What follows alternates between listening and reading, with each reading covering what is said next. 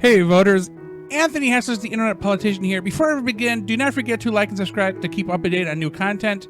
And with that said, we're going to get into a little bit more about my political view and into my first couple of platform. Basically, when you run for office, you have a platform. So I have political positions in which exist within my platform. So essentially, I am a centrist. I'm not religiously inclined in any way, although I do have a religion. I used to, as I mentioned in the previous video, align myself with Democrats, with slight exception for one occasion. But to explain it simply, as an independent, I am fiscally conservative, but socially liberal, if that makes any sense. And people have asked me, how does that work? Because usually social liberalism doesn't mesh with fiscal conservatism because you got to spend money for social stuff. Yeah, that's true. I try to balance my one side with the other, and technically it can't be done because government has existed in the United States for 250 years, or the Democratic government anyway. So one will assume that there is some balance to be had. Now, initially, when I left the Democratic Party in 2013, I was part of a group of independents, which was the Modern Whig Party. Its novelty could not live up to my expectations. I ended up merging with a more conservative group, which I am not a particularly religious person, but when they introduce religion into something, I'm out. And I believe that the morals and ethics that I have are along the lines of what the average person that may be not specifically religious have. Not to say we don't do certain things religiously related. But we still light candles for Hanukkah. We still have the Christmas tree. So those things still happen. It's kind of like balancing a scale. And I like where I'm at. So, and I'm going to say so a lot. My opinions, which anything in this series is my opinion unless stated otherwise. I feel like I am pretty middle of the road. Now, somebody once questioned me about how do I have convictions if I don't have a side? Well, because I don't take sides, I take specific issue. But in simpler terms, Republicans are typically known to be conservative because they are more inclined to follow religious doctrine. Democrats are considered liberal because they adhere less strictly to any specific belief system. There's also a spending and taxation component where it is typically believed that a liberal tax and spend more, while conservatives prefer cutting back to the essentials, also limited government.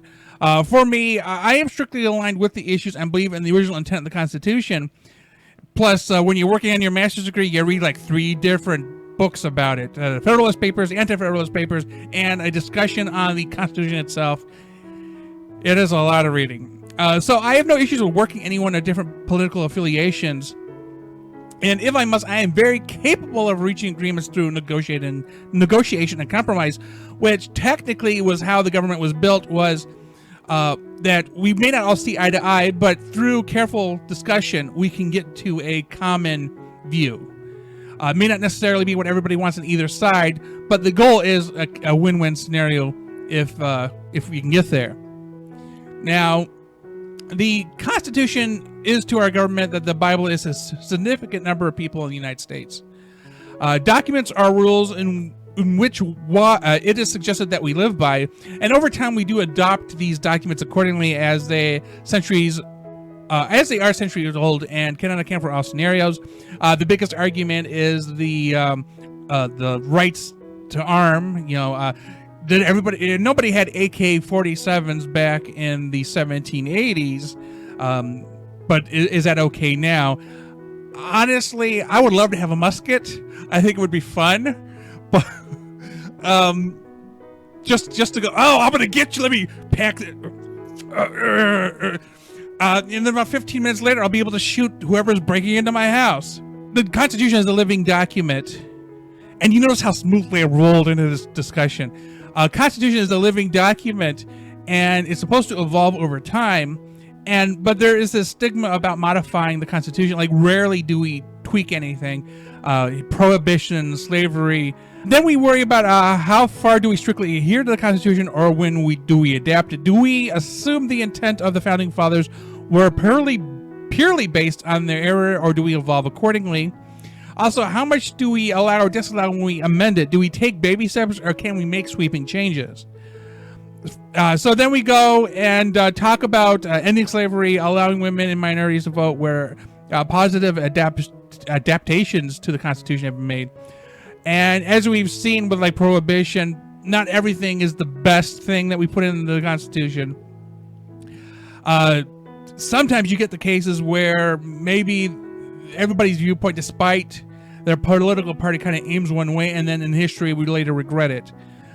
But sometimes, rather than just full-on adoptions or adaptations, we will do modifications, and then try to avoid modifying the Constitution itself. We will edit certain laws in the books that apply it.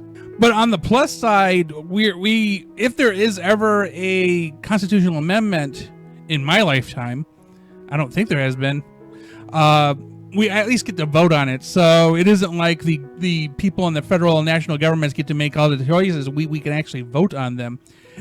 And I realize in this video, in the last, I keep saying federal and national. There is a division in when I say that. Like, I don't know if I'm going to go into it, but I might at some point. So the next topic I have is we're going to do abortion. Okay. I'm a male. I am a man. I was born a man. I don't think it's a man's place to tell a woman what they can do with their body. I don't care if they believe in pro-life or pro-choice. That is for them to decide. What I believe in, pro-life or pro-choice, should not actually matter. Now, and this is where I throw in a scenario, a woman is pregnant with my child and decides to get an abortion, I'm going to be pissed. Like, there is no way around it. If I was really looking forward to having a child with this person, and they got pregnant and decided, you know what, no thanks, I would be upset. I would be. But there's nothing I can do about it because it's her body, and it should be her choice, because she's the one that has to spend 9+ months, maybe, basically growing this thing inside their body. And I know it's a hot take for some people. Oh no. He believes women should have the right to choose. Yes, everybody should have the right to choose what to do with their own body. Doesn't matter if you're a man or a woman.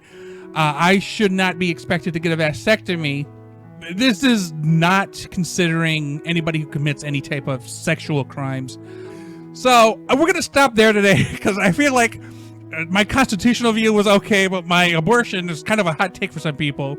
Well, that is all the time we have for today, voters. Remember, a good voter is an informed voter who can think for themselves. Do not forget to check out my previous videos on this channel, as well as like and subscribe to keep up to date with new content.